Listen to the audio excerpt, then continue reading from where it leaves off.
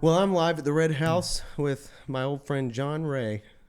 Thank you for coming over today. Anytime, man. I really appreciate it. Man, you are like this big mystery to me. You're somebody I used to like. I used to love coming and watching you guys do jazz night at Cranky's. Cranky's, yeah. I fucking loved it. And you always, even you coming over here, I get a little bit of a like, oh my God, I'm hanging with John Ray. And I don't mean to like celebritize you, but I think you're one of the most well-known, most recognizable, and one of the more active musicians in town. Thanks, man. I'd love to hear more just about your story and how you got to where you're at this moment. Well, it's a long story. I've got a lot of stories. So I just turned 40 this year, as I said. But I've been a professional musician for 21 years now. And I've raised a family as a professional musician, which is not easy. So there's a lot, man. There's a million stories that go into it. But I bet. Yeah. Kind of one of the turning points in my career was, so I went to music school, graduated in 2000. And then for 15 years, for most of my career, I was just kind of had the mentality of like, I'm going to practice as much as I can and be the best bass player in the world. And people are just going to hire me to play the music I want to play. And that is not how things work. I got a lot of gigs, but it was never my music. It was never stuff that I wanted to play. It was like, beach music and wedding bands and cover bands and that kind of thing. Or other people's music, which can be really cool. But it was never fulfilling for me. And then in 2015, I read this book by a bass player, Yannick Gwizdala, just a bass player I like a lot. And he wrote this little ebook that he sold on his website, and it completely changed my life. It was called "So You're a Musician, Now What?" And it was basically like, in the first page, he was like, if you're reading this book, you're probably trying to further your career. You might have been practicing bass thinking that people are going to hire you to play the music you want to play, which is not how this thing works. Like, here's what you have to do. Get your website, get some merch together, start booking shows, put your band together, and kind of laid it out step by step. And so that's when I started writing my own music, producing my own music, put a band together, started booking shows, doing the whole thing. Which I know you've been doing for probably longer than that. So, I guess I don't know. My story. Which music school did you go to? Music school. Which music School of the Arts. Okay. Yeah. I was at Guilford Tech in Jamestown for a while for music business. Yeah. And after a semester of that, I was like, "Fuck this," and I just started playing. And I don't think I got my shit sorted out with merchandise.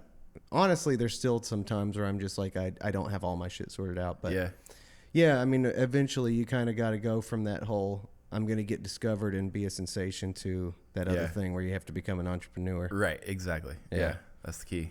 Yeah, so what are your primary projects now that you enjoy?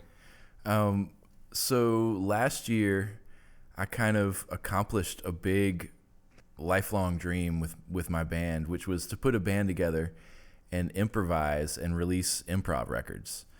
So we did this huge project in 2019 where I did a week-long residency at Southside Beer Garden. And we set up all our gear on Monday, then improvised every day for 5 days. Wow. And 4-hour shows. Like, we were in there every night, just had the studio set up, ready to go. Recording was ready to go. Sit down at our instruments, hit record, and improvise.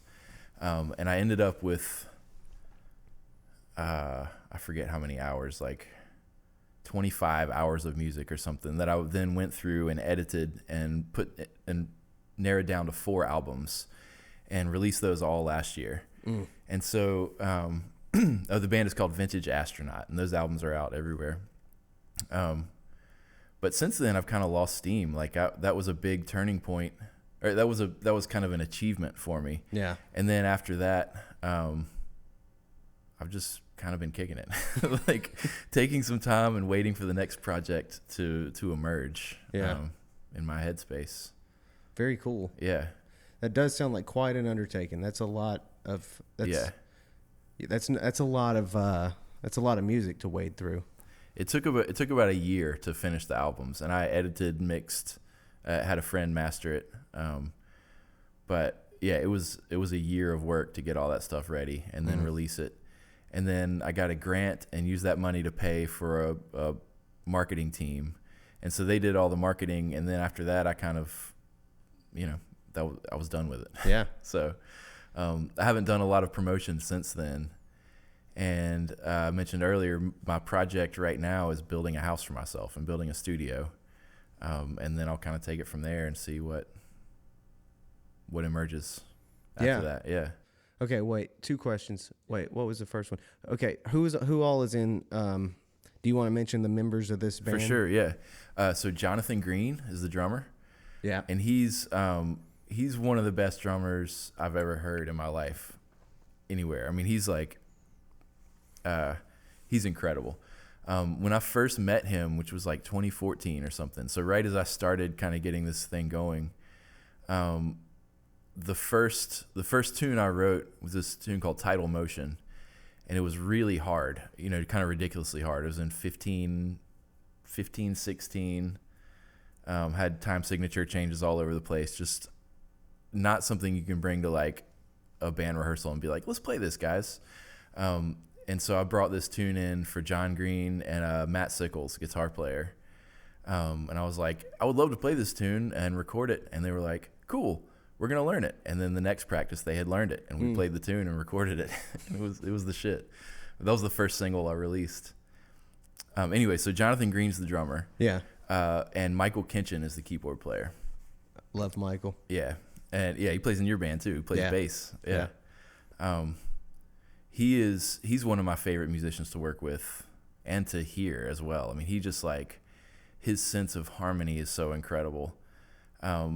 It takes, I feel like my sense of harmony is kind of mundane, and playing with him, he just opens all these beautiful doors, and it's just like, he'll play a chord and it's like, oh shit, we can go there now. And like, and Jonathan does the same thing rhythmically. So playing with those guys is like going to school for me. And then improvising with them and creating music with them in the moment like that is just like, it's the closest to like ecstasy that I've ever been. I mean, it's really my, it's been my dream for my whole life, is just to have a band that can do this kind of thing. Yeah. Yeah.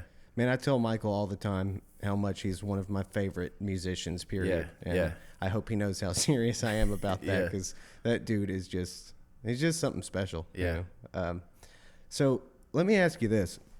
I'm a songwriter more in the realm of lyrics and acoustic guitar, like a pretty familiar format for how to write songs. And for me, it's always a lot of like, I discover like a sentiment that I think is interesting to explore, and I put that to words. And the music for me is always important, but kind of, I'm meshing music and words. That's what I do. I think of you, and always have wondered about you, if you were like this, if you see numbers everywhere, and if you walk around like hearing buses stop and you hear like the music of it, like people like you, that are just super gifted in the realm of just sound. Like I don't have that. I couldn't sit there with a guitar and compose a piece of music, I think, in the way that I imagine you guys do, but I don't know what that's like. What is it like for you composing a piece of music, writing a piece of music, and kind of chasing a vision? Can you describe what the creativity feels like and kind of works like? So it's probably similar to the way you write music. I've always been envious of people like you who can think in words and communicate songs, write poetry and put that with music and then communicate that to people, because I feel like that's a much better medium to communicate emotion is with words. Words and music together certainly has a bigger impact on people than just music, I feel like. But that's not my strength. I've tried to write a lot of songs and I'm just not good at it. So I'm going with, kind of following my strengths, which is improv, and then writing instrumental music. So to answer your question though, it's when I try to be open to inspiration, and I don't try to force things. So I haven't written a song in over a year of any kind, just because I haven't felt inspired, and that's probably because I haven't been in the headspace to be open to inspiration when it happens. But when it does happen, like when I do write music, I'll be jogging or driving or doing something other than practicing, and a melody or a song or a piece of harmony will just kind of happen in my head, and I'll be open enough to catch that and be like, oh shit, this is music. Like, this is my music. This is what I need to write. And then I stop whatever I'm doing, get out a piece of paper and write it down as quickly as I can. And then sometimes it comes fully formed. Sometimes it's just an idea, and I've got hundreds of these ideas everywhere. But, and the work will then be to flesh it out and to like write an actual song out of it. But really where I've kind of put all my energy is in improv, and that's what I'm passionate about. That's what my podcast is about improv. What is your podcast called? Mr. Haircut. Mr. Haircut. Right? Yeah. And yeah, I mean, we do the same thing. We just talk about whatever, but it's kind of themed around improv. And I love improv comedy. I mean, just improvising in life in general.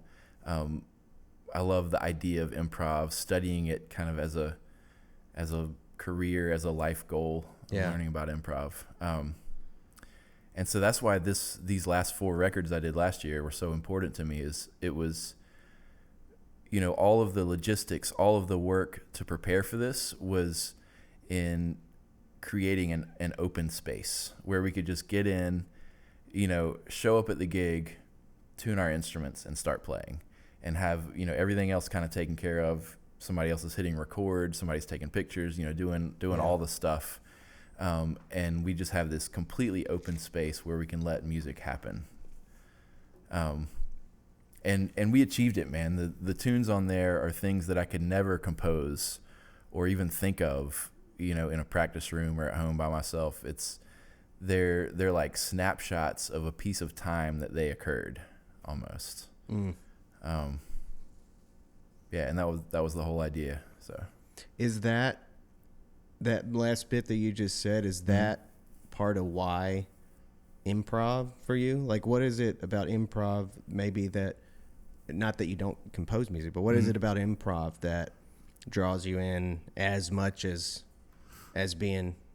All right, let me rephrase. Yeah. Some musicians, when it comes to performance, are very like, I want to know my shit perfectly through and through. I want to do it the same every time. Yeah. To me, improv is the total opposite motivation of that. Exactly. So what's that all about?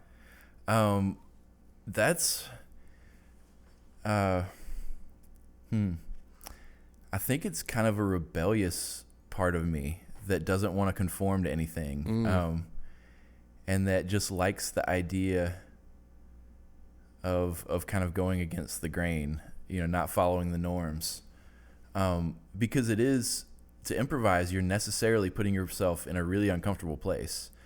We recorded that whole thing in front of an audience. And so we're up there, recording, kind of it all comes down to this point, and we have no idea. There's no key to start with. Somebody might start with an idea or just a sound or one note, and then we all come in or whatever. It's the best improv comes from the most uncomfortable places, it seems like. And so you have to really be driven to put yourself in this uncomfortable situation and then just going with it. And sometimes it's dog shit, sometimes it's terrible. Like, we definitely did some things where I listened back and I was like, oh, what, sounds like kindergartners are up here just fucking around with sound effects. But like, but then, we got some things that were so beautiful. I can't even claim them. Like, they didn't come from us. They were created in this space. They just occurred. It's like a castle made out of sand or something. That's kind of the idea.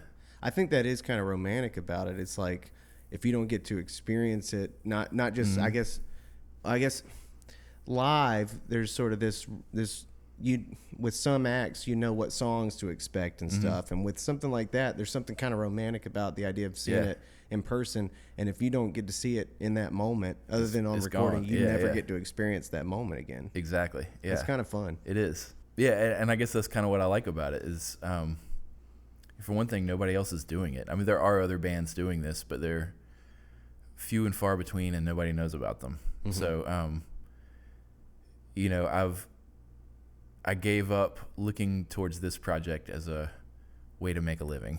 Like, it's a passion project for me. Like, I spent a lot of money on this album. Definitely didn't make anything. Like, I made negative thousands of dollars on this record. But like, but yeah, it's all about the music, man. It's all about the product. Yeah.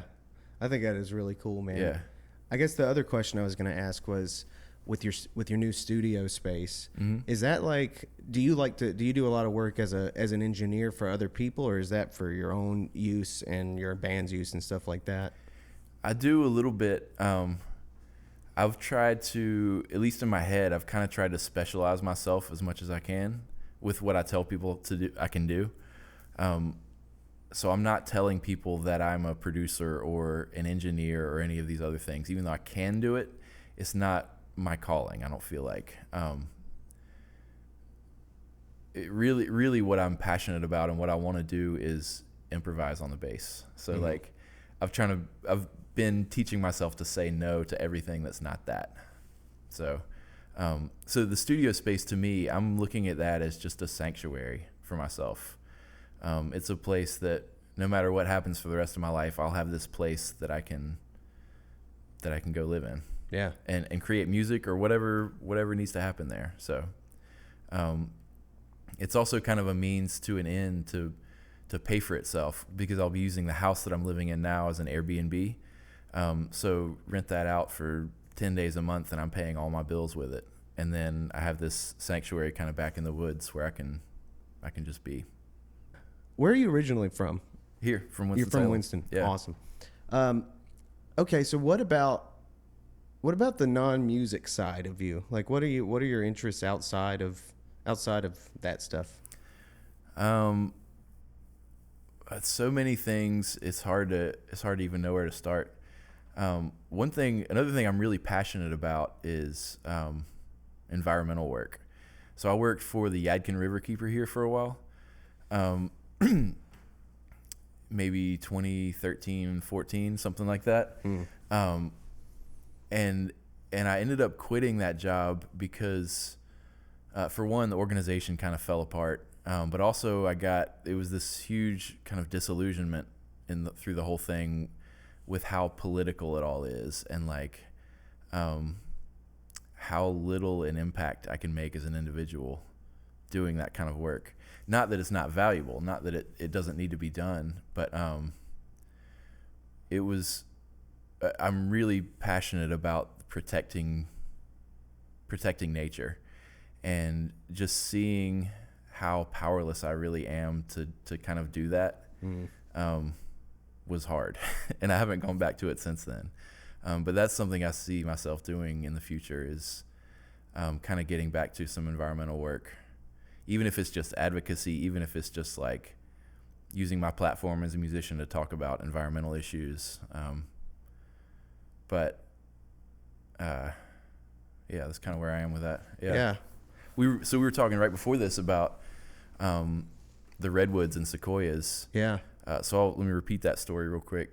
So in 2020, January, I went to the sequoias and did a little like 5-day backpacking trip out there by myself.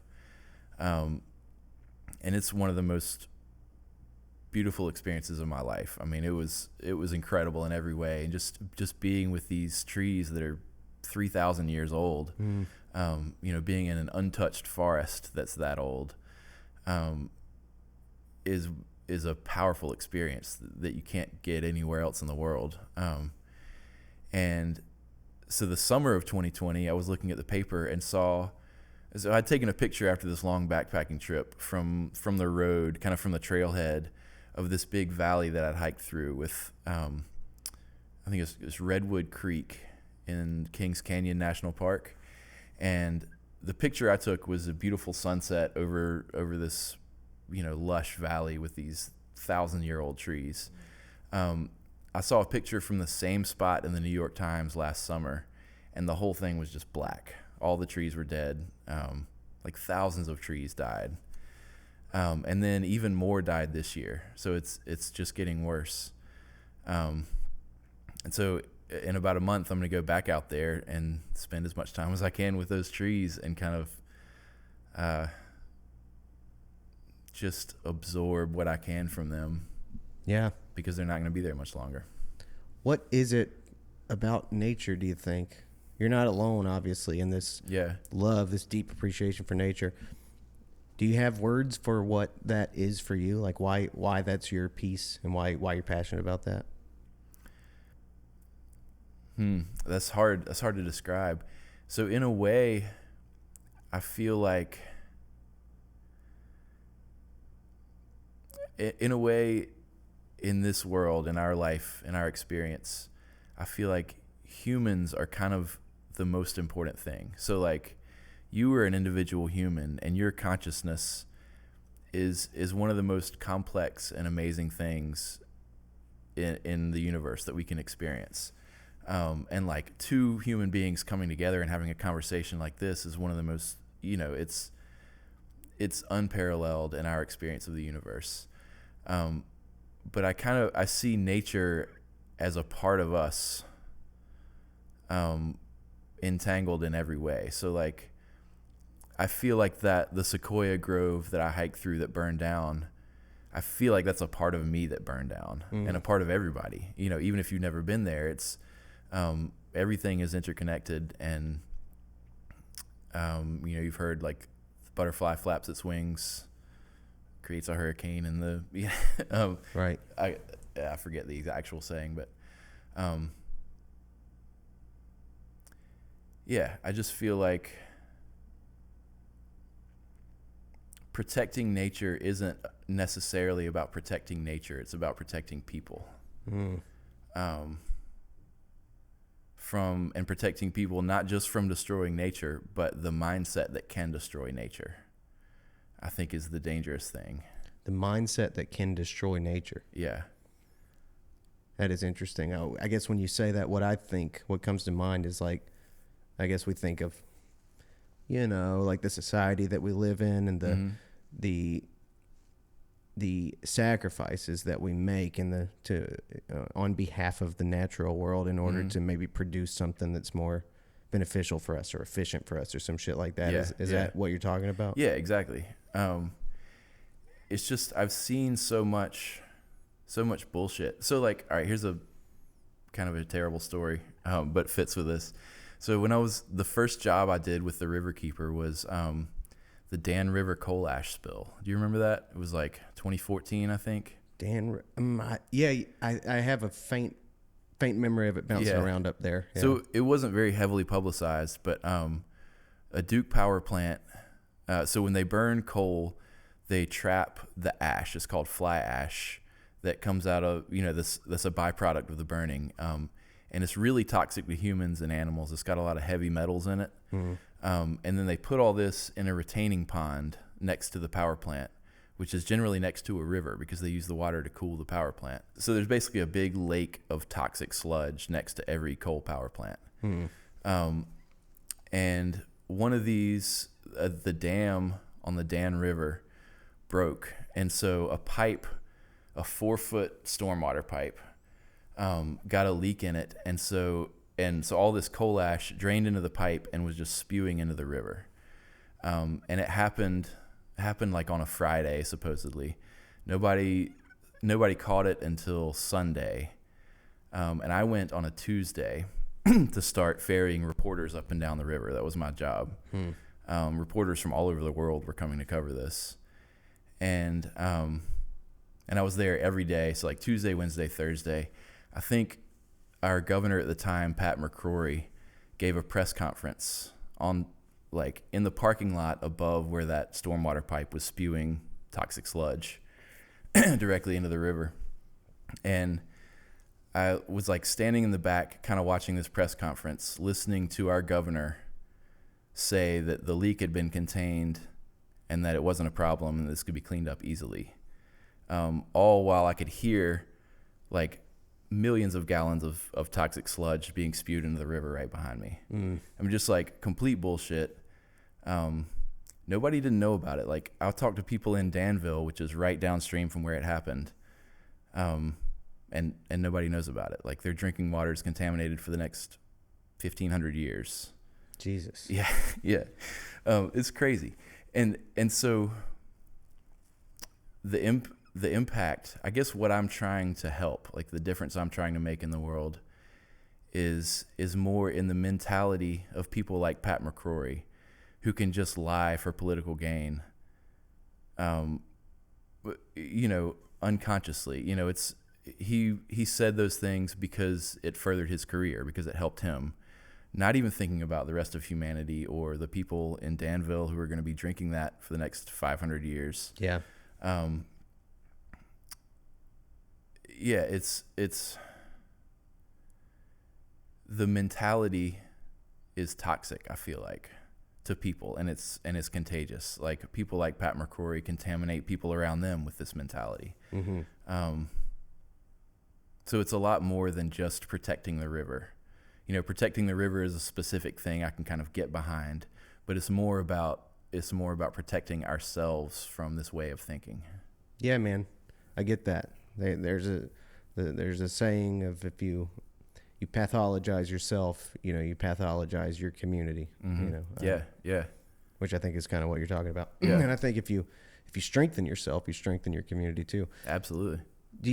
So your interest in this, do you engage in this message in the area of individuals? Do you engage in this? Are you interested in being involved in like the political impacts that are out there? No. You don't fuck with politics? I don't fuck with politics. I don't either. No, I'm interested roughly, and I follow it roughly. I don't think politics is where the real action is in the world, though. Yeah. It's more of a distraction than anything, it seems like to me. And that was kind of part of this big disillusionment I had when I was doing that work, is that you can fight Pat McCrory all day and people like him, but there's always going to be people like him. They're going to keep coming into power. Like, that's not the real issue. Just fighting them is not going to solve the problem. And the best work that I can do is in just working on myself, like being myself, strengthening myself to strengthen my community, sharing experiences like, spending a week with the Redwoods, or, it's that kind of thing that I can do to really help change people's mentality. Yeah. I dig that, man. Yeah. I dig that a lot.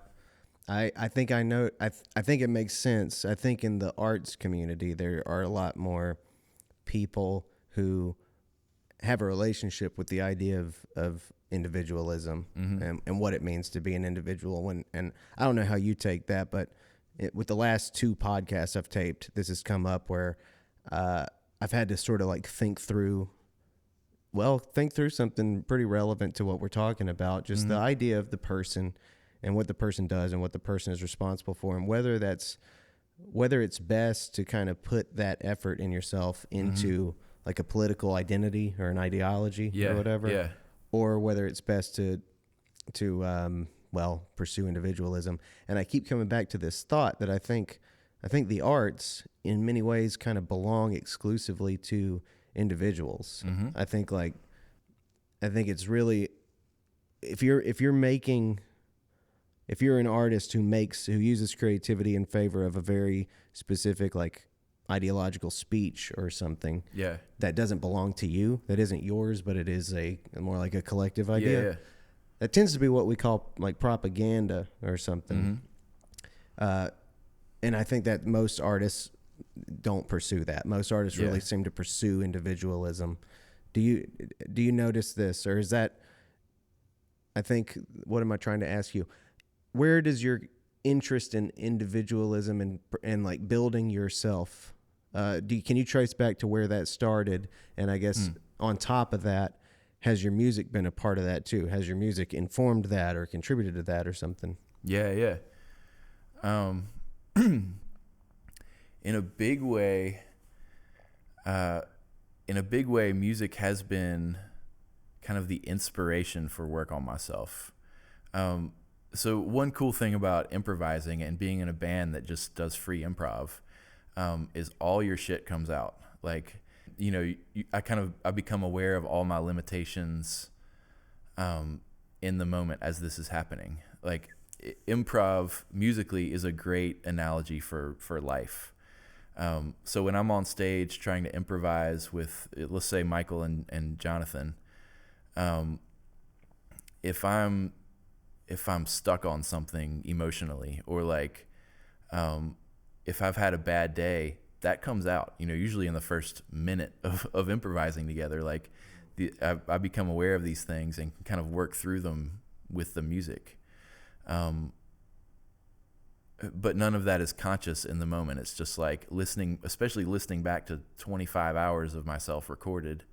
I can hear myself working through all these things. Like, you know, maybe Michael plays something really cool that makes me feel insecure about my own harmonic abilities, and like, and I can hear that in my playing.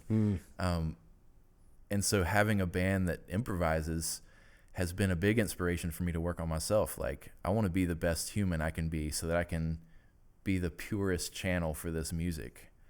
And I kind of see that as my role in life. So that's kind of been, even before I was doing my own music, that was kind of the inspiration, I guess. That makes so much sense to me. I've never really thought about that, I don't think, but that just, when you said that just makes a lot of sense. I think that's why I was trying to ask you that. I'm noticing in the podcast that, like, I don't always know what the fuck I'm talking about, or like where I'm going with a thought. I see a thought and I follow it, and then it turns into a question. But I think, I think that was what I was like. Shit, I'm losing my train of thought, John.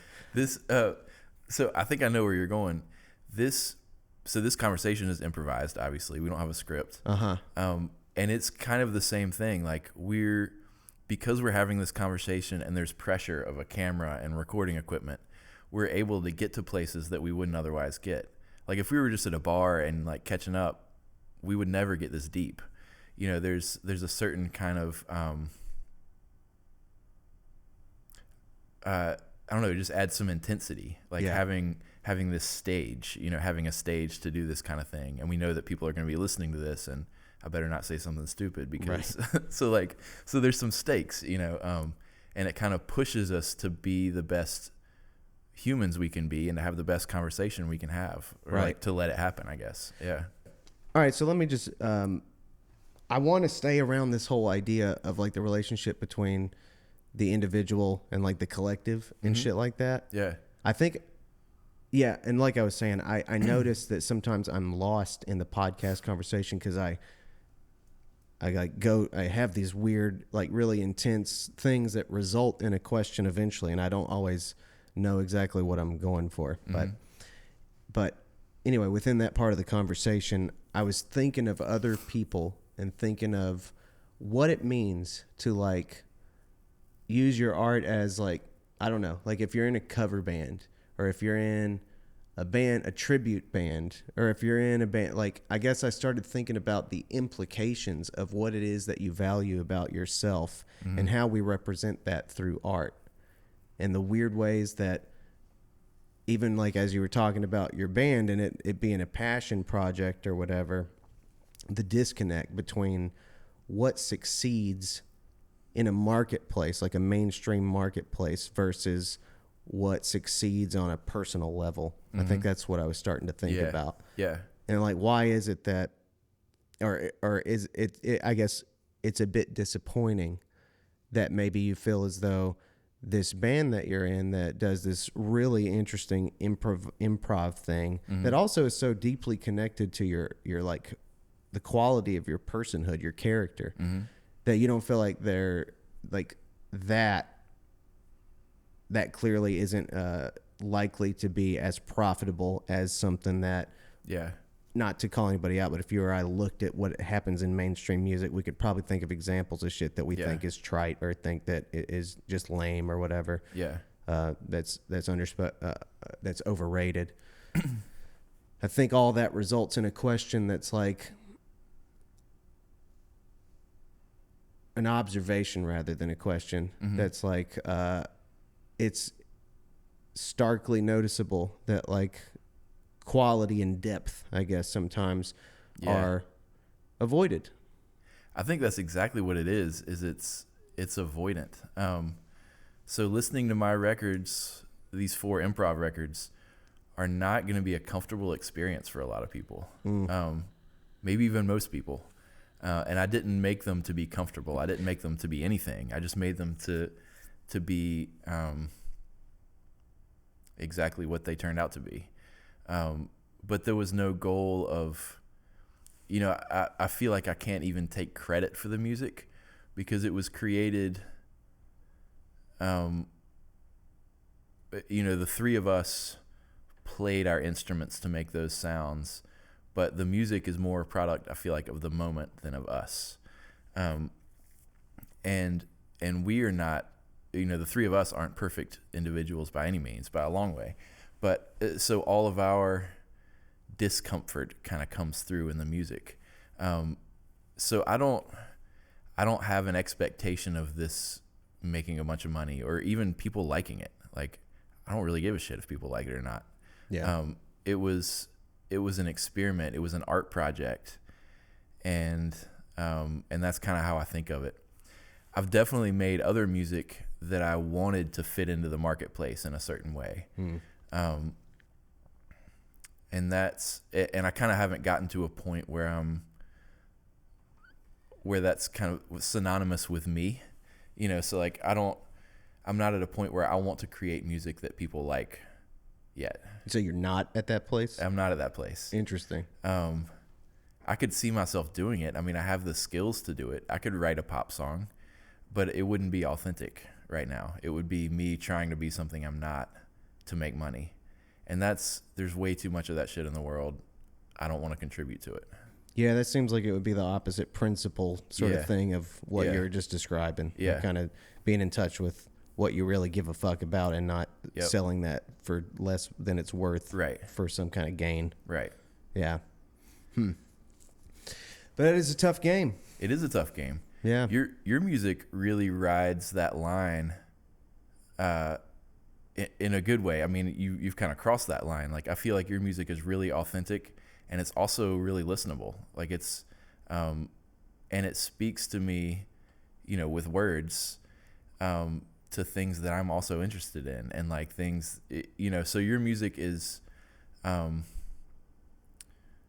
marketable, it's interesting, and it's authentic, which is a rare quality in music, I feel like. I appreciate you saying that a lot. That's very cool to hear, especially from you. Yeah, I mean, I've made a lot of music that I think maybe isn't as palatable or marketable or whatever, and I share some of that, but I write what sounds good to me, and I think I've been, I don't know, man. I hold it to my standard as much as I can. I don't make music with the hope or I don't make music that will go against people's tastes, and I don't make music that will only suit people's tastes. I kind of do whatever I want, but I think usually it lands okay. So I'm glad. I appreciate you saying that. Yeah. Music's been a weird journey, man. So a lot of the conversations on the podcast so far have been about sort of career stuff. Do you have any clear aspirations, and like, do you know what you want your path forward in the industry to be? Sort of. So for the last, 10 or 15 years, I've, at some point in the year, I've sat down to, like, with a blank sheet of paper and a day to myself to write down what I want out of life. And so I'll kind of start out, what do I want to accomplish in my life? And I might make a list of things. It might just be one sentence. And then I'll kind of break, what do I want to live for? That kind of thing. So really general. And then I'll break down, what do I want the next 10 years of my life to be? Like, what do I want to accomplish in the next 10 years, the next 5 years, and then this year? And that's been a really, really helpful exercise for me, not just in the moment, but also looking back on where I've been in previous years. And in the past few years, I've actually taken that to another level, where I'll go in the first part of the year just and climb a mountain by myself and really like get as isolated as I can and write these things out. And, you know, this is where I need to focus. You know, these are the things I'm lacking. This is what I need to be working on this year. Yeah. And so it's been cool to watch how these things change. So 20 years ago, I would have said, I want to be a rock star, Mm-hmm. or, you know, famous, playing the kind of music I want to play. And fame is nowhere in my, you know, for the last like 15 years, fame has not even been a part of this, or notoriety or anything. Like, I don't, that's not something I want in this world or care about. I'm more interested in,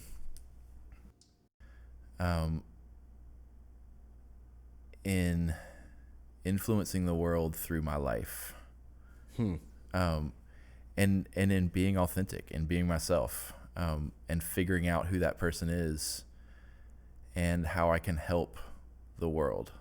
And by the world, I mean people, because that's with everything. That's kind of where my orientation is helping people.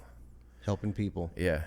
You know, a lot of people don't have that mentality and this not only desire to help, but like to live a life that inspires. Like, where does this all, what changed between 20 and 15 years ago, where you started like not thinking of yourself as pursuing fame, but pursuing something that maybe feels, I don't know, like when I hear, I'm not saying you're trying to be noble or anything, but it sounds noble, sounds like strong character. Like, what changed that made you kind of start pursuing something that sounds a lot healthier and like more positive?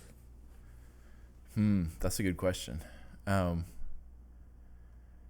don't think it was a thing that changed. I think it was more of an evolution.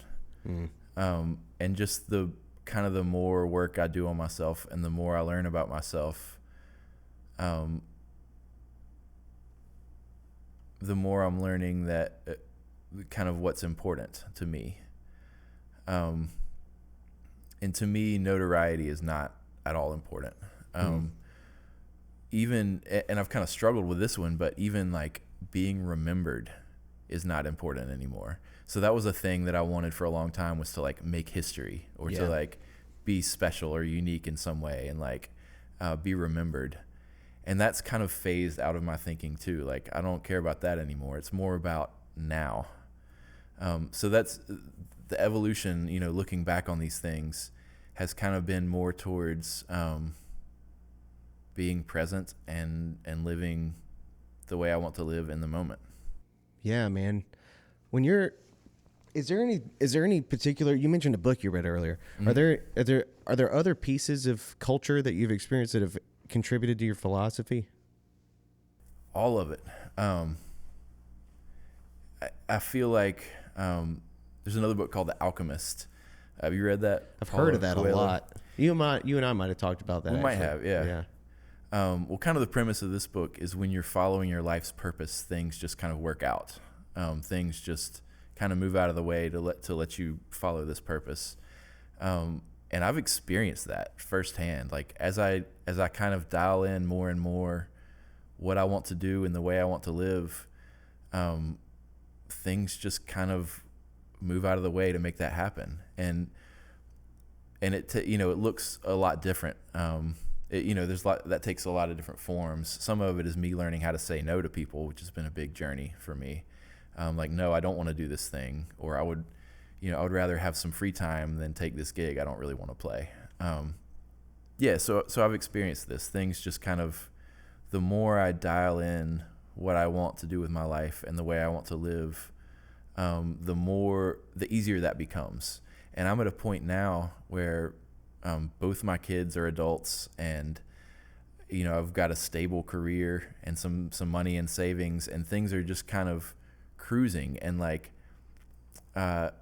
I'm at a point, this particular time in my life, I'm not feeling pushed in any specific direction. I'm just kind of, I'm kind of at a stasis point. I've, kind of on a plateau, and I feel very open to when the next thing comes along, I'm going to be ready for it. Yeah. I forgot what the question was, but I hope that answers. Oh, part of the Alchemist, it sounds like added a lot to your philosophy. Yeah. I was curious about just works of, I've been talking to, like, this comes up a lot. Whatever, a bunch of our mutual friends will just kind of space out on what shit are you playing with on a psychological level that makes you believe you're doing things in some kind of meaningful way or whatever. And a lot of our friends are like in all sorts of different directions about what that is, but so that's why the question originally was just like trying to get more of an understanding of some of the maybe either works of literature, works of music, works of whatever, that because you sound like you really have a clear picture of at least who you're trying to be and who you mean to be. And it sounds like I'm guessing you're probably pretty well read, and like you've probably been influenced by a lot of things. So I'm just open to hear what else has added to your whole thing. Man, so many things. Around 2015, at that same time in my life where I read the little ebook by a bass player, I read another book that changed my life. Stephen Hall? Yeah. So he gave me a book actually when I was kind of at a relationship crisis point in my life, called Way of the Superior Man. Have you read that one? No. I think this one we must have talked about. We must have talked about this. Yeah. Because your new album reminds me a lot of the work, kind of where I've the journey that I've been on because of this book. But that book changed my life in a big way. Just because it kind of gave me permission to be who I am. Before that, I was very, in every way, kind of accommodating to other people. And so my life wasn't really mine. I was kind of living for other people and doing what other people wanted me to do. And then that book gave me permission to be myself and to figure out what I wanted and to do what I wanted to do. Yeah. Which is where, my whole career for the last 5 years has come from. Like all this work that I've been able to create has been because I've learned who I am as a man and how men function in the world, really. That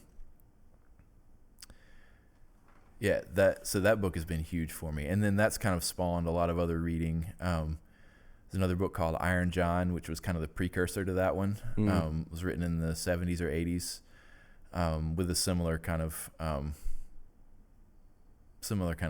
ethos. Another one, King, Warrior, Magician, Lover. It's another great book that kind of lays out these 4 archetypes for masculinity. So like as men, it kind of divides our masculinity into four parts. There's the king, the warrior, magician, and lover.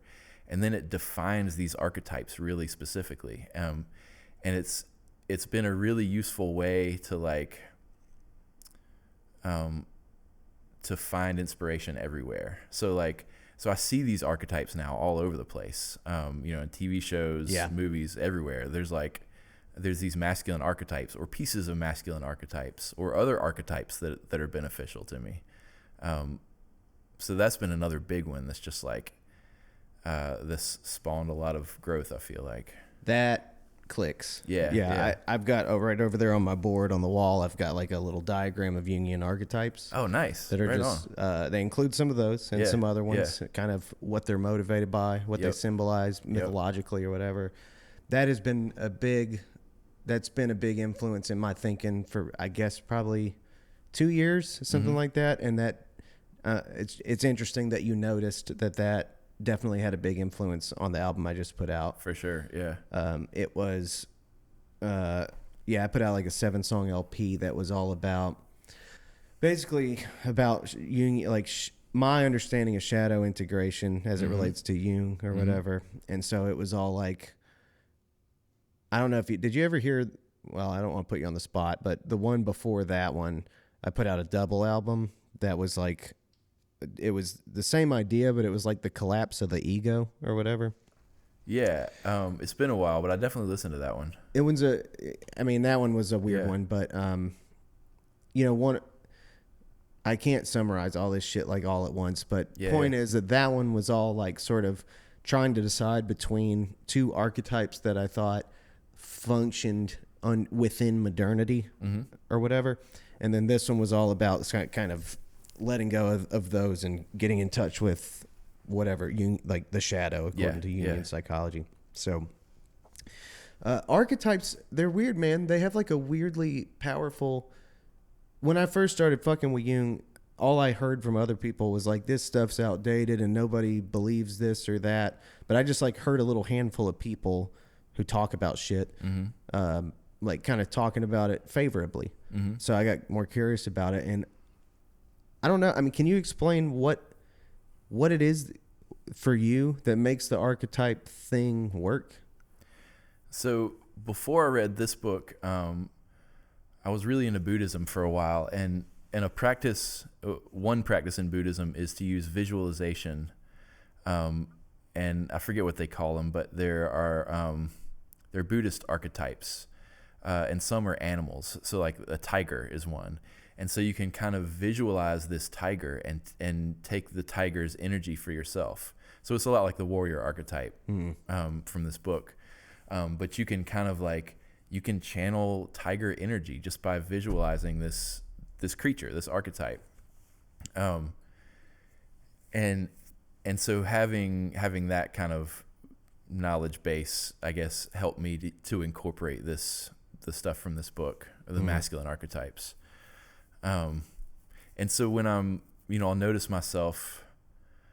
One of the biggest things I've worked on is people pleasing. That's kind of that's my natural state, and I guess a trauma response from when I was a kid is I've always been a people pleaser. I've always wanted to make people happy, and like even if it takes lying to them about something or like doing something that's not aligned with my purpose. Yeah. And so in moments where I kind of catch myself saying something that just to please somebody, just to make somebody happy, I will channel the warrior archetype, because that's where I need to do my work, is like becoming a stronger warrior, standing up for myself, standing up for people I care about. Like those are all things that don't come easy for me, and I really need to work on. Yeah.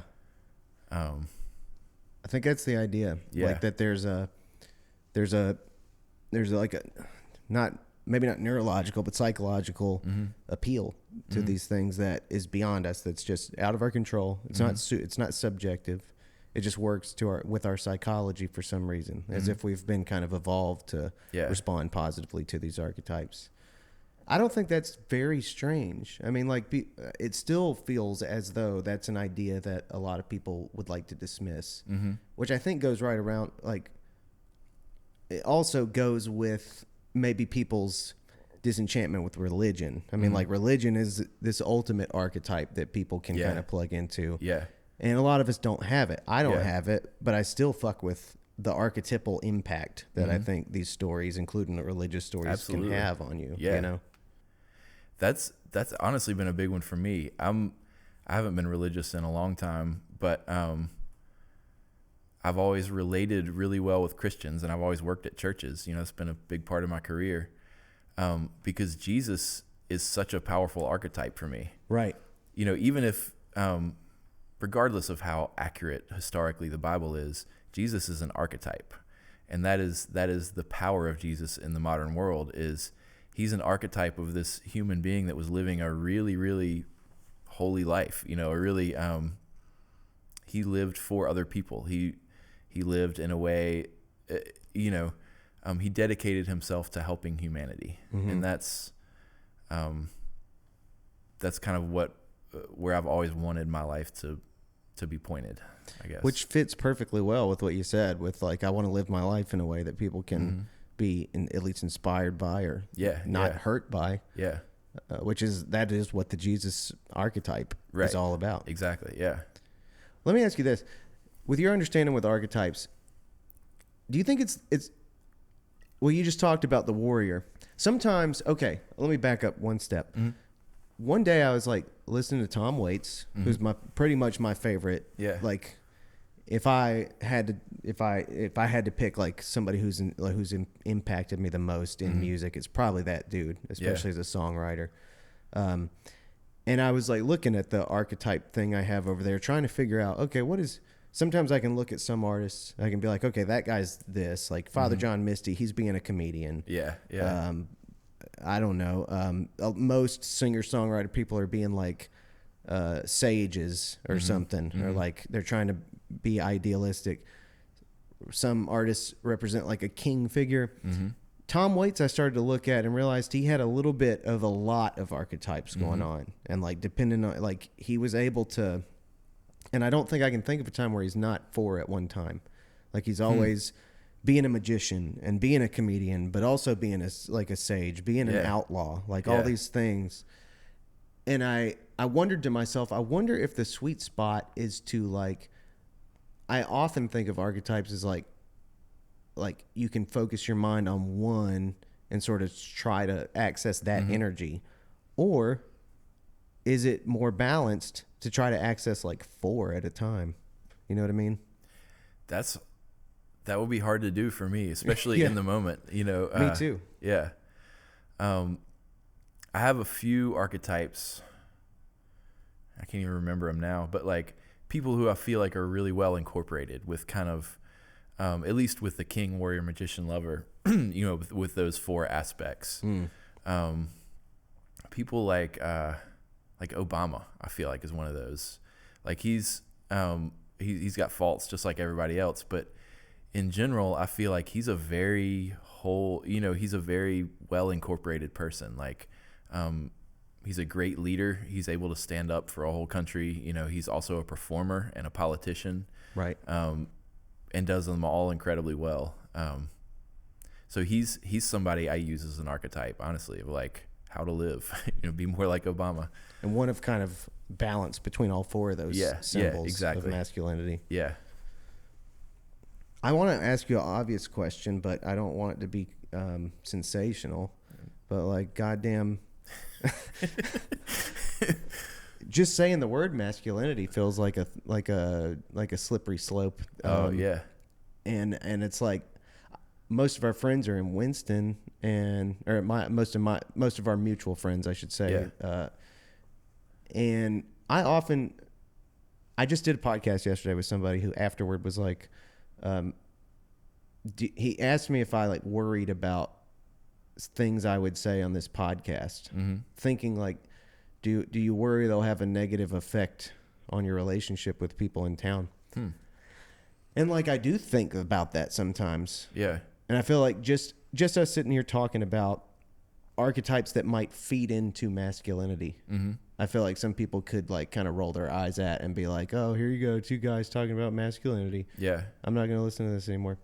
I guess the question is like, clearly we've seen a lot of times when males have maybe like fucked up. But what would you say is the importance of being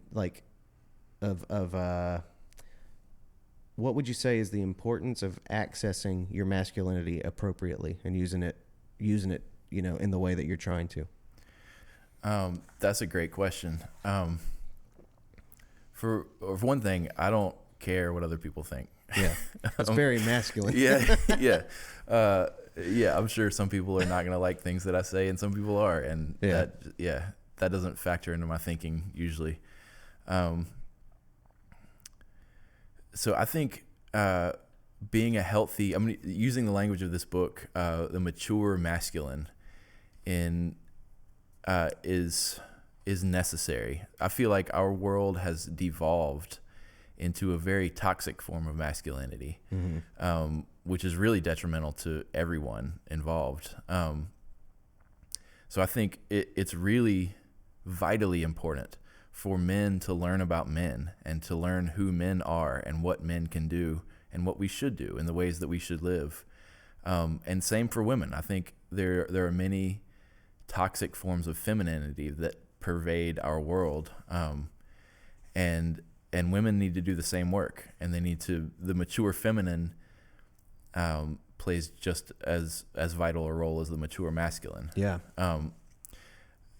Yeah, I mean, I think this is, if there were one way to heal our world from the things that are destroying it right now, it would be for men and women to both learn about themselves. Yeah. Honestly, I mean, that's kind of a simple answer, but yeah, I think it's vitally important for us to do as individuals and as a whole species. I mean, when you'd say that, like the mature masculine and feminine, Mm-hmm. it's always been the case. Like that, I hear that as even man. What I hear is adult, like Mm-hmm. adult male, Yeah. or whatever. Yeah. And same as woman. And like I can think of popular culture moments where Mm-hmm. people are sort of like, you know, there's no such thing as, you shouldn't tell people to be a real man or something. Like Mm-hmm. you must break the bond between the idea of a real man and all these things that men are told they're supposed to be and constructed by society and all this shit. Yeah. But I've never felt as a man that, like, you know, oh, society's trying to make me not cry and stuff. Mm-hmm. Like, I hear that as be an adult. I hear that as be a mature person and like be sort of like within your strength, within like your confidence, Mm-hmm. rather than being somebody who looks to other authority, symbols of authority to like inform who you are. Yeah. That's kind of what I think of it. Yeah, exactly. Yeah, I feel like the world right now is dominated by an immature masculine, which is, you know, it shows its face all over the place, you know, with Al-Qaeda in Afghanistan, with, you know, our leadership and our government in this country, all over the world, in every way, in pop culture. I see more of the immature masculine than I see anything else. Just everywhere I look, it seems like the mature masculine is a much, I don't know. I don't even feel qualified to talk about this yet, because I don't feel like I'm there yet. But it's kind of embracing these qualities of a mature man. Is where my work is right now. Yeah. Yeah. Dude, like I fuck with that hard, but and I would love to be able to confidently say to you that I also don't care what people think. Mm-hmm. I think there's two things that make that hard for me to be able to say. Mm-hmm. One is being an artist.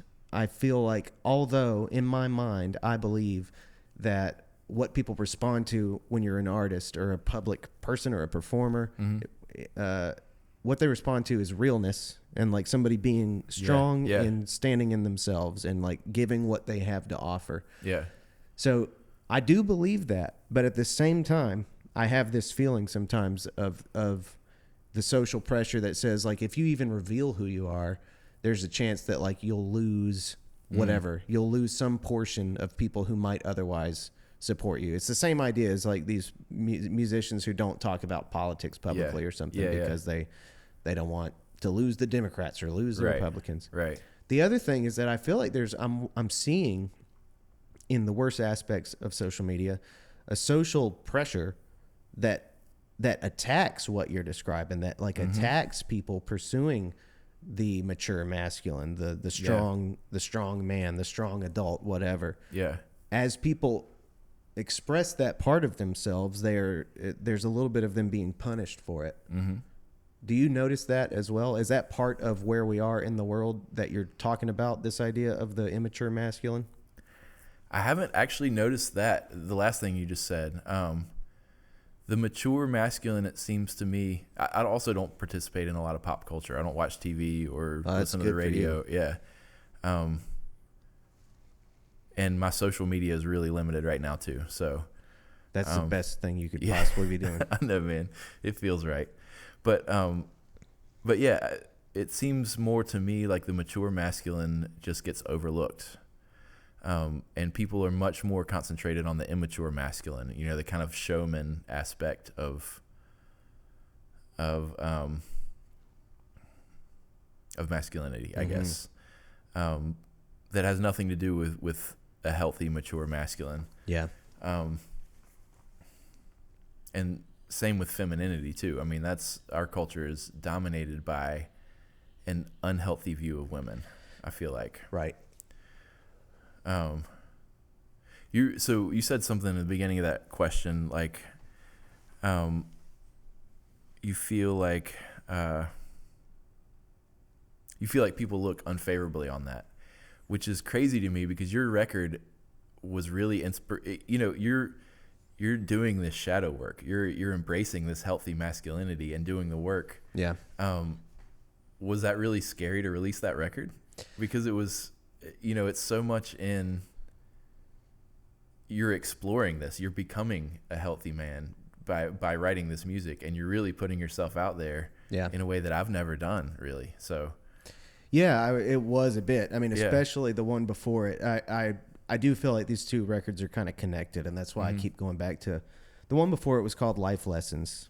It was two discs, Life Lessons from Blonde Girls and Life Lessons from Vixens, and it was all about that very problem. Wait, that's the record I was talking about. That you have one since then? Yeah. I just released one called Devil that is it's totally different. Oh shit. Yeah. Okay. All right. I haven't heard that one yet. All good. Yeah. I released Life Lessons in 2019, so it is still pretty fresh, but I released this other one like a month ago. Okay. So all right. I might throw you a copy of that while you're here. But anyway, that one, yes, you're right, was that was the one that was on the nose with this stuff. Yeah. It was about masculinity and femininity. It was about I have two options here. I can be like the Blonde Girls disc is kind of the unrefined one. It's kind of the immature masculine. Yeah. And it's like bad attitude and like sarcastic and being jovial, being, mirthful about everything that you should be sincere about, but making light of everything. I shouldn't say mirthful. I should say being, I guess sarcastic is a sufficient word for the whole thing. Versus this other alternative, this later picture that you have in your head for somebody who's stronger and more centered and more judgmental rather than receptive and more cold, and nothing is funny. Everything is said with a serious tone. Yeah, I was terrified when I put that out, if I'm being honest with you. I was really surprised that I didn't hear anything from anybody. Nobody came to me and said, I dislike this for this reason. I do know that those thoughts were had by people, and I did hear about them like secondhand. Yeah. But nobody expressed it directly to me. I even went so far as to do an interview with Eddie Huffman in the newspaper and explored some of this. And we talked about a little bit of this stuff, about the fact that this was a record about masculinity, which I felt like was a subject that was off limits for me, especially male sexuality within masculinity and stuff. Like, it was just an off limit subject. I wouldn't say that I saw any outward negative repercussions, but I did notice that fucking nobody listened to it. Like, nobody listened to it. They definitely didn't listen to it more than once, and I don't know what to attribute that to, other than I know it didn't sound as good as most people's albums. Like, if they record with like Stephen Price or somebody, that shit sounds good. Yeah. Mine was recorded here, and I know it didn't sound great, but most of my albums don't sound that great. It sounded plenty good. I don't think this quality is an issue. Maybe. Like it's more about the music. Yeah. I hope it is. I mean, I think it is, but I think that's probably contributed. I don't know. I guess I don't want to read too much into it. It was also 20 songs. So that is like, if you're on Spotify and that's how you experience music, it's a big thing to be like, I'm going to listen through 20 songs. So that could be a big part of it too. But I think that I've had a hard time feeling. I have a hard time talking about that album, even like with much positivity, when I really should be more positive about it. I should be more proud of that work, I think, but I often feel a little bit trepidatious about it. Like, oh, fucking, this is the album that people didn't like or something. Dude, it's a beautiful record, man. Thank you. Yeah, I think the lack of reception may be more that it's uncomfortable for people, just like my music. Like, it's not, you're making people think, and people don't generally want to do that when they're listening to music. But as far as you're concerned, it's an authentic statement. It's your art, and I would stand by it 100% because of that. Yeah. And it's where you were at the time, which is all you can do is express where you are. It wouldn't be authentic if you were talking about somebody that you're not, or somebody that you want to be, but you're not there yet. But you were talking about yourself and where you are, and that's art, man. That's yeah, you're doing it right. I appreciate the shit out of that, honestly. Yeah. I really do. I've had a hard time accepting that album, so you saying that really means a lot to me, and I recognize I really need to give it more respect as a piece of work for where I was at the time. And Yeah. I think I'll start doing that. Yeah. I think I'll start honoring that work more.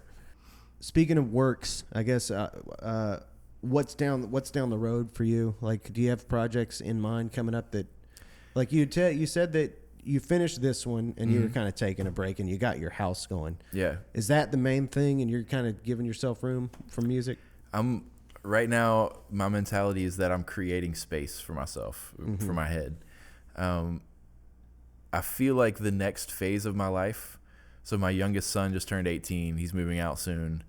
I'm not done being a dad, obviously, but I'm done with this active phase of parenting where it's an everyday thing. So I'm trying to, my goal now and for the next year or so probably is just creating space to be led where I feel like I need to go. And that might be, I mean, I've got a million ideas, man. I've got nothing but ideas. Like literally my phone is full of notes with ideas on them of things that I could do and want to do. But like I was saying earlier, I feel like I'm on a path, and I'm moving in the direction that I want to go, and things are just happening when they need to happen. Hell yeah. Like I just bought a house in this last year, and that was not something I ever thought that I would do, but life just led me there, and it put that on the table, and so I did it. And so that's kind of that's what I'm thinking about for the next couple of years, is just creating a space so that I can go where I need to go. Yeah. Yeah, I would love to, and that may not even be with music for right now. I haven't been feeling particularly inspired musically for the last year. And so I haven't done much for the last year, and that's kind of why I've been off social media, is I'm not trying to promote anything. I'm just going where I need to go. Yeah. Yeah. Did you always know you'd stay here? Did you ever move away from here? I did. I kind of moved around for a few years. But having kids, this is where I'm from and this is where my parents live. And that's been, I couldn't have done it without them. I couldn't have raised two kids without being in the same place as my parents. Yeah. And even last year through the pandemic, I was so thankful to be in the same town as my mom, because she would bring us baked goods every day. And it's pretty amazing. But I've traveled a lot and I want to travel more. I mean, that's really, as far as things that I just want to do, I want to see everywhere in the world. I want to go live in Europe for a while and, explore Africa and do everything. Damn. So, yeah. What spots are on the top of the list for you? Well, right now it's the Redwoods, because I kind of feel this pressure to be with them. I don't know why. It's just, I'm just going with it. When I went in 2020, I brought back a few sequoia cones, and when I got home, they opened up and seeds came out everywhere. So I planted a bunch of seeds, and now I've got sequoias growing all around my house. Man, so I've planted them, and so I've made it one of my life goals to plant sequoias everywhere I possibly can. And that's in so nice. 2,000 years, they'll be huge. Yeah. Maybe my great grandkids will see them. Do they do good in this area? No. No. It's hard. Yeah, it's been a challenge. I've had a lot die. But I'm learning how to do it now. And I'm going to go bring back as many as, some saplings or just cones or whatever I can when I go this year. Why don't they do well? Do you know? They're a really hardy tree, which is why they live for thousands of years. But they need a specific climate. So the coastal redwoods get most of their water from fog coming in off the Pacific Ocean. And then where I went last year, the sequoias are up, and they grow in a really specific elevation range between like 7,000 and 9,000 feet on the slopes of the Sierra Nevadas, and that's the only place in the world they grow. So I kind of have to replicate those conditions as much as I can. Man. Yeah, so I don't know. I might totally fail at this, but I'm going to do it anyway. So how do you try to replicate that? Right now, as saplings, they just need lots and lots of water and kind of loose soil. So I worked with the soil a little bit before I planted them, and then just water them a whole lot. Gotcha. So they can grow. There's somebody in Wilson, North Carolina, who's got a redwood tree that's like 80 years old now or something like that. So it's possible to do it, but it'll be a really challenge. Cool, man. Yeah. That's such a weird, interesting undertaking. It's such a fucking like niche hobby, but that's so cool. Do you do a lot of like planning and stuff otherwise? Not really. You do gardens or anything? I've always done a garden, just a small garden in my backyard. I'm about to do a really big one, so I own a house now. So I'm gonna I've killed all the grass, and I'm gonna make it all a garden. Make the whole yard a garden. The whole yard a garden. A garden? Yep. Yeah. Yep. Exactly. Do they call those that? I don't think so. But I think we should coin it. Now it's gonna happen. Yeah. That's what I have from now on. Yarden. I love that. Yeah. I really want to go to Cuba, man. My grandmother's Cuban. And, oh, really? Yeah. Right on. She's Cuban as hell, and she's very cool. That's always been a thing. This feels like this ghost in my life. Yeah. That she stopped. She would travel down there until like the 60s, I think, or early 60s or something, till Castro took over. I don't remember when Castro took over. It might have been late 50s, but anywho, I've always had this fantasy of kind of going there and doing like a percussion study or something like that. Yeah. Just immersing myself in Cuban music. And I hope one day I get to make that fucking happen. Dude, that same thing has been at the top of my list. Really? For years in now. Cuba? Yeah, in Cuba. Shit. I have a friend that did it, and he went down there to study piano for a year. And he said for the first 9 or 10 months that he was there, they didn't touch a piano. They were just learning rhythm. Yeah. How long was he down there? A year, maybe a little more. Yeah. He was okay. Sorry, I think you just said that. Yeah. He was there a year, and for 10 months they didn't touch a piano. Exactly. Oh shit. So I feel like that's something I'm lacking is a sense of rhythm, at least the way what they have in Cuba. Well, everybody's lacking what I they know. have in Cuba. But I wouldn't think that though about you, lacking a sense of rhythm. But dude, if you end up trying to go to Cuba, let's go, man. Get me in on that. I will I will come to Cuba. Let's do it. Shit, man. Yeah, I'm trying to talk. Kike wants to do it too. Nice. But okay. And Kike speaks Spanish, so that would be hugely helpful. Yeah. It's just a matter of logistics and probably trying to raise money and shit. Yeah. As far for me anyway, I don't know. But yeah, that would be badass. That would be awesome. I want to go to Cuba. That's really the only place I want to go for music. I wouldn't mind spending some more time in Louisiana, I think, in New Orleans. Mm-hmm. But really, I'm chill with. My musical expression when it isn't lyrics is only drums, and Cuba's the only place I want to go to explore that for the most part. Man, I've got a good friend who lives in New Orleans, and I've made that a yearly pilgrimage spot for the last 10 years that he's lived there. And that's been, man, I had one of the most powerful musical experiences I've ever had on Mardi Gras, the first Mardi Gras I went to. We went, I don't know if you're gonna edit this, right?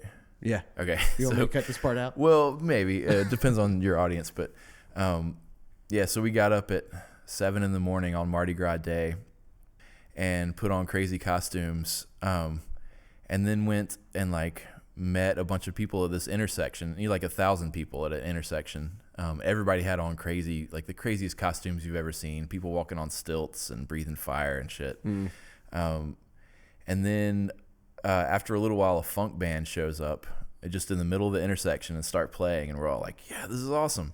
And then they start walking, and we followed them around the city for 8 hours, and it was one of the most powerful things I've ever experienced, man. This band was just tireless, and they literally played the whole time.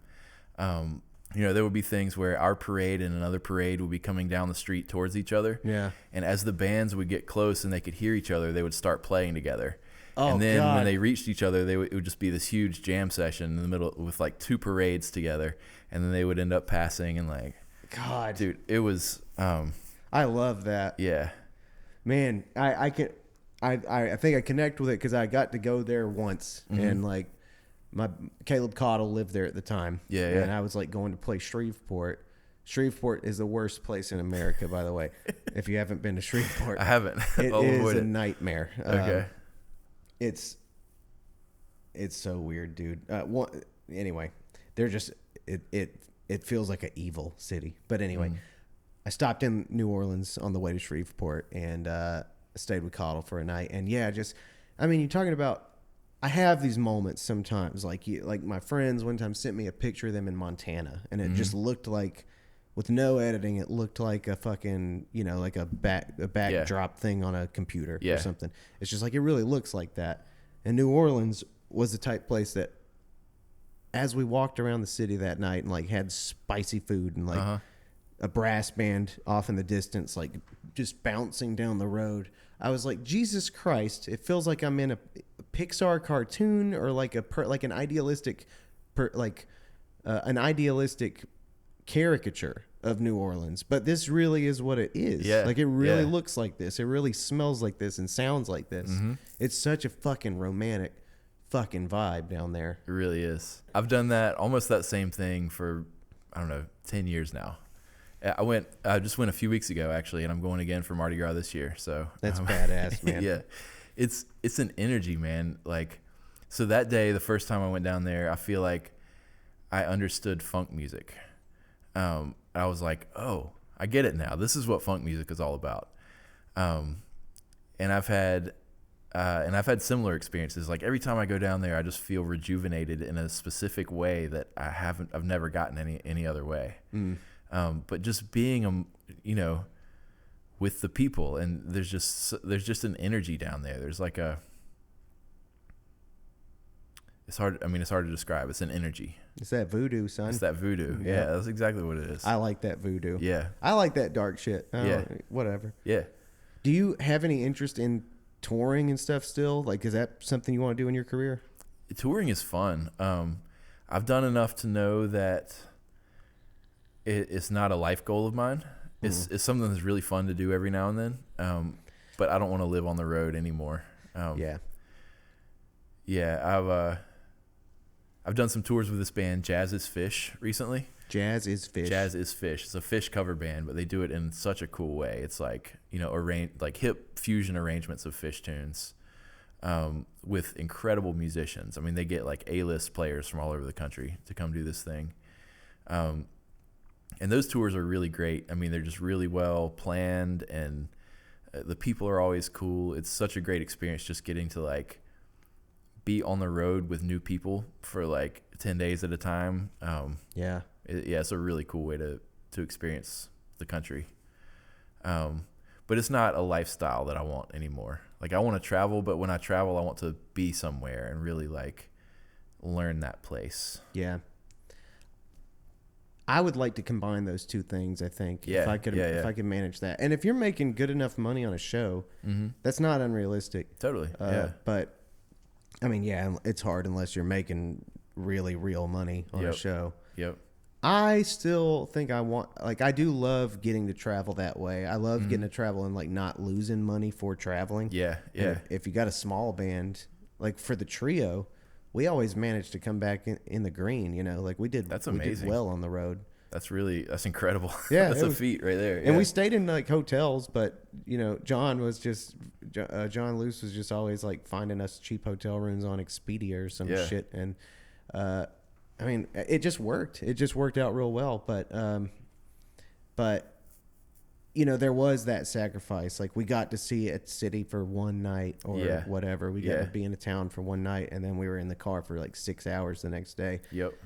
You do miss out on a lot. I would love it if so I think for me, I do still have a desire for that to be a part of my lifestyle, I think. But ideally, it would be a lot nicer if it was in a way that allowed me to to really experience the richness that these places have to offer. Yeah. You know? Yeah. I've even thought about ways that I would like to tour. You know, like it would be cool if I could book a Saturday gig in a cool town, and then go on Thursday and like do a clinic on Thursday and play a small gig with some random people on Friday, and then play a real show on Saturday or something like that. Yeah. And really kind of get to know the people and the place a little bit. But that requires a lot of work that I don't want to do. So yeah, there is that. Yeah. So it's hard. Yeah. It's hard. Yeah. Yeah. I don't know. I do want to scale up my performance career at some point. Mm-hmm.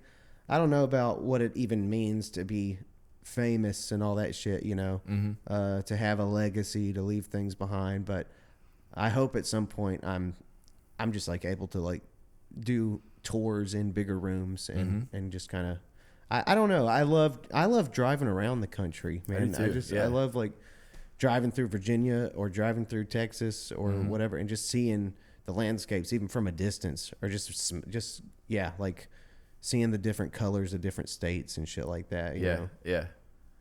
I like that shit. I do too. Did you ever go to Texas? I've never been to Texas. I would love to.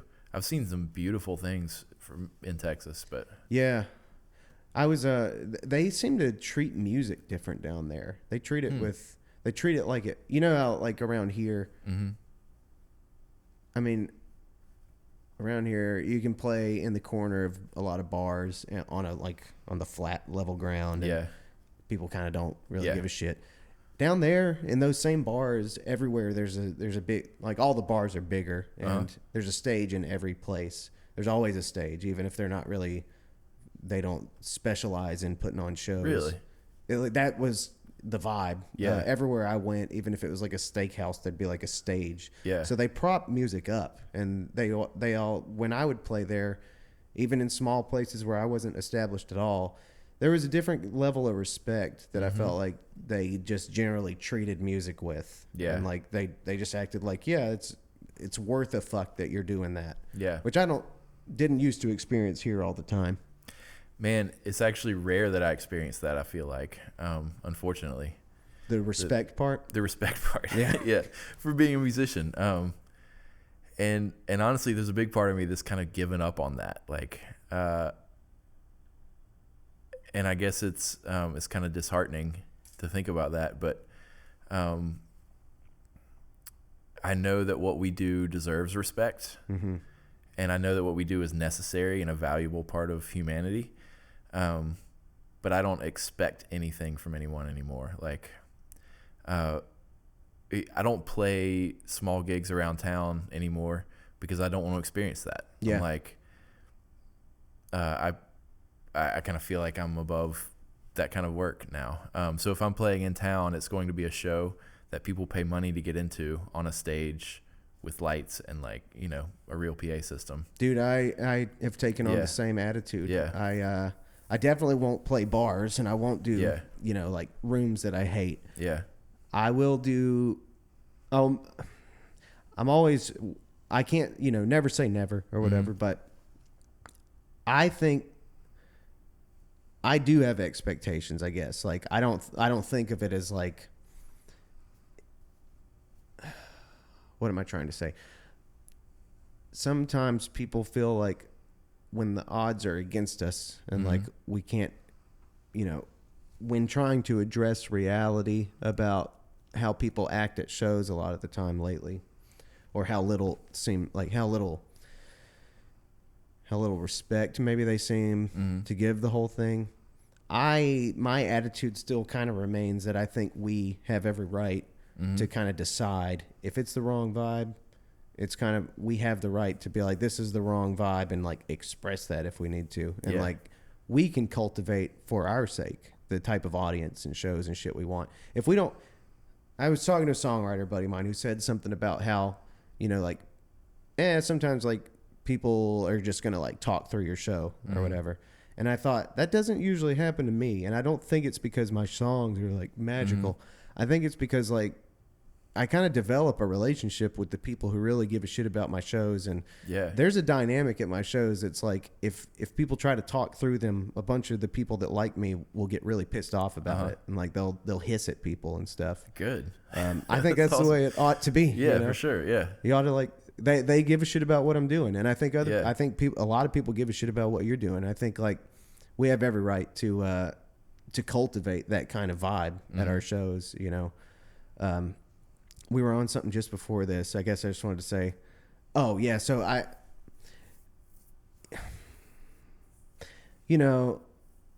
don't know what it is about. I don't know if it's like our town.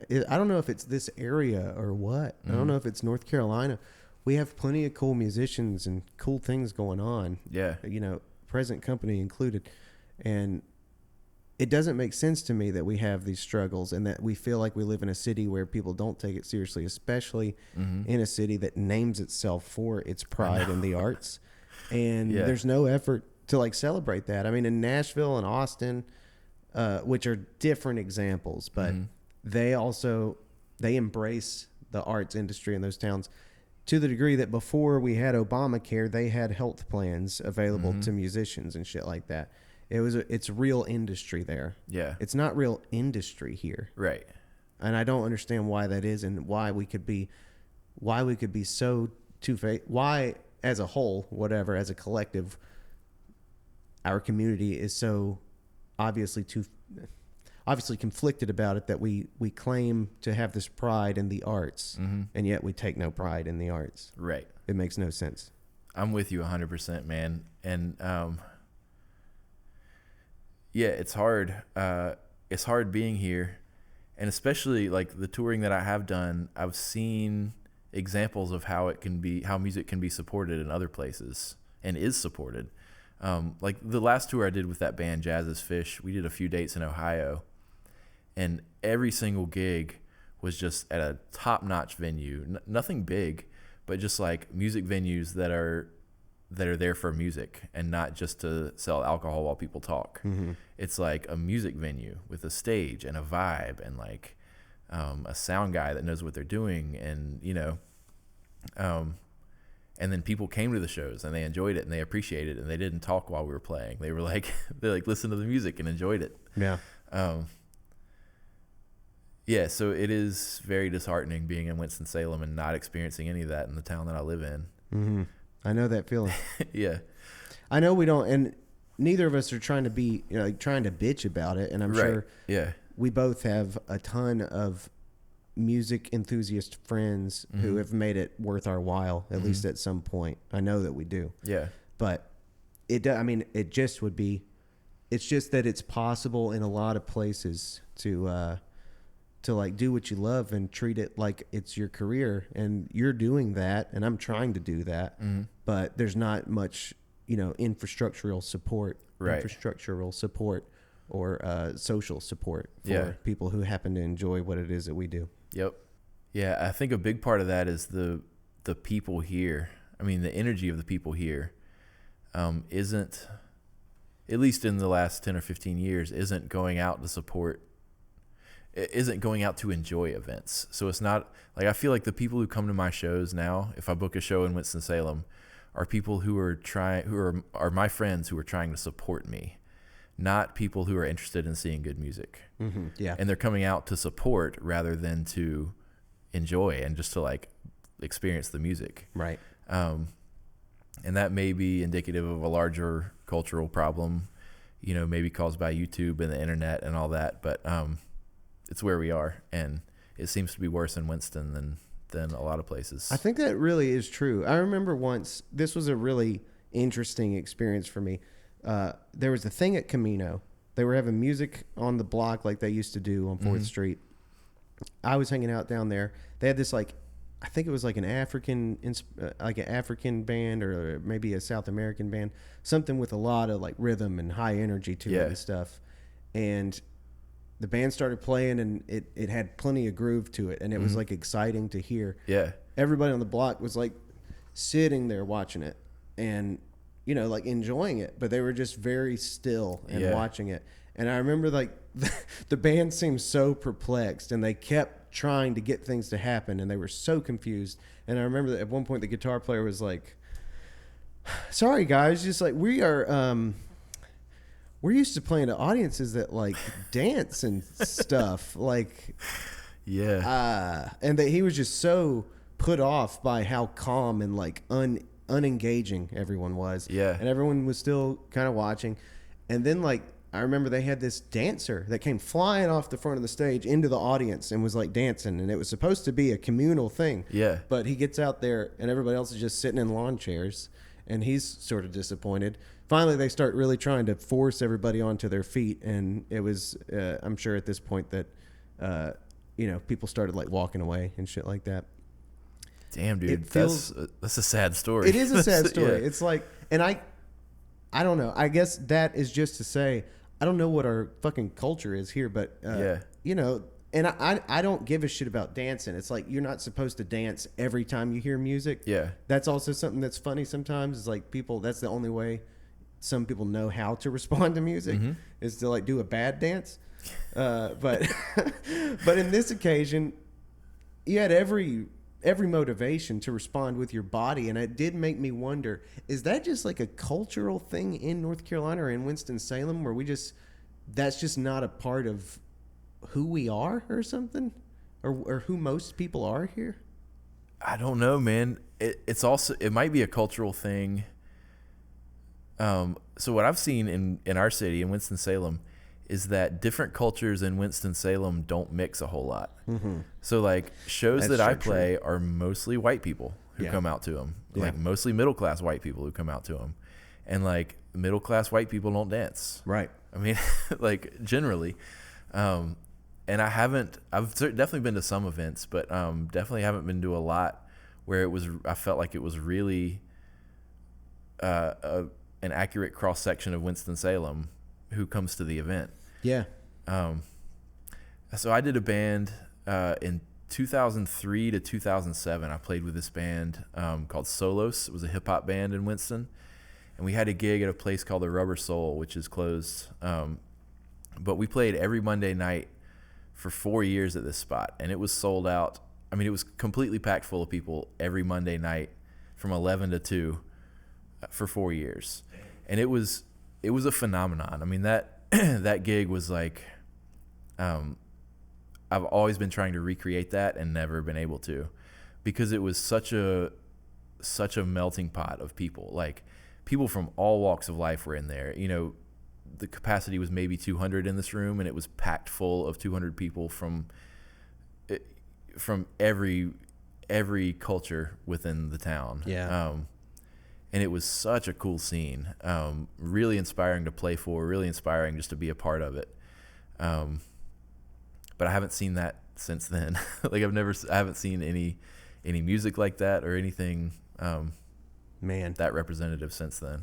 Dude, that demographic description is one that I definitely have seen a lot downtown. And that is well, it would be good if there was more, more of a mix of folks. And I wonder how that even gets addressed. I don't know how to even trace that problem back, But not a lot of dancing goes on. Not a lot of like mixed reactions to music, That's one of the things I love most about New Orleans is it's such this huge cultural melting pot. I mean, like there's I don't know what the actual demographics are of New Orleans, but like from my experience of New Orleans, it's such a mix of people from everywhere. And it's beautiful, man, just to be around that kind of energy. Like, I definitely haven't experienced that here before. Yeah. That's the thing that intimidates me most about going to Cuba is how much dance is a part of Cuban culture. And having not grown up around it, that's something I think I'll never ever have access to is that kind of freedom, just physical freedom. And that's like it can be such a defining way to relate to music, and it's one that most people that I know that have ever done salsa dancing, they did it for they might have done that some in Winston at some point, but a lot of people have to like go to Greensboro or some other place to like engage in these traditions of music that we just kind of don't have very much in Winston. Dance is kind of underrated, man. It is.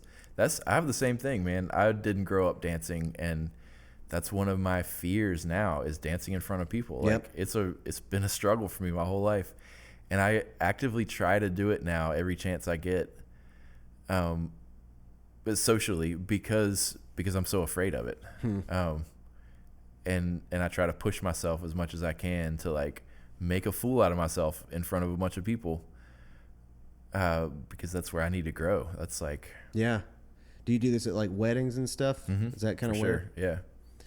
Yeah, I feel that 100%, and Yeah. it's really frustrating being somebody involved in rhythm, being somebody who plays drums. Yeah. That should be something that I'm comfortable with. Yeah. And I'm just not. And it's such a beautiful part of like the tradition of humanity. Yeah. Like all these different cultures have these different ways of like learning trust through physical relationship of this thing that's musical. That's like a huge part of music that either of us probably should be able to have a relationship with, and we just don't. Man, speaking of Cuba, when I was in New Orleans a few weeks ago, I hung out with this woman named Yusa, who's a dope recording artist. She's got a bunch of music out, YUSA. And we jammed a little bit, and I was playing bass, and she played cajon, and killed it. I mean, just amazing. But she also crushes bass and guitar and piano and like all the instruments. And so I was asking her about her upbringing. She went to a music school from the time she was 7.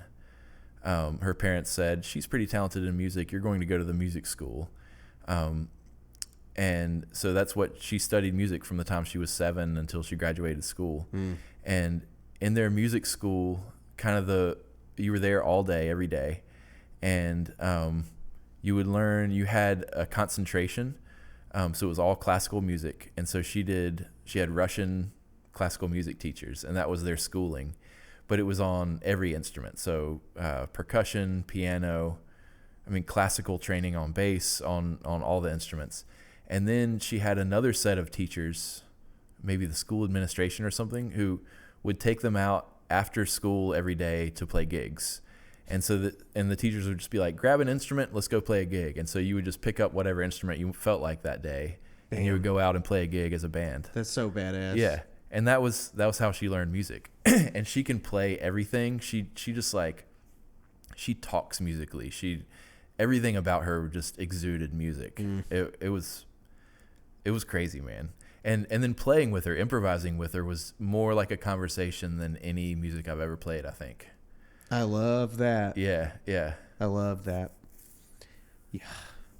I might have to explore this whole improv thing a little bit. I think I feel okay on drums, but on like scaled instruments, I have nothing to offer. 10 years ago when we improvised at Cranky's, you sounded great on drums. Thank you. Yeah, you definitely got it. I was so scared of you guys. God, I was so scared of you guys. No, I loved that. I think I only did it like that one time, but yeah, that was a blast. I was really nervous that night, but really, yeah. Drumming was my first instrument. My dad played in church when I was like a little kid, and I was around him, and I was always like as a little bitty kid, like hitting basketballs and pillows and stuff. But when he got me my first drum set, probably when I was like 10, and I was trying to play open handed, and I didn't really know that. I didn't know the way that people play. And when he crossed my arm and said, do it like that. And from that moment on, I was like, oh, I know how to play drums.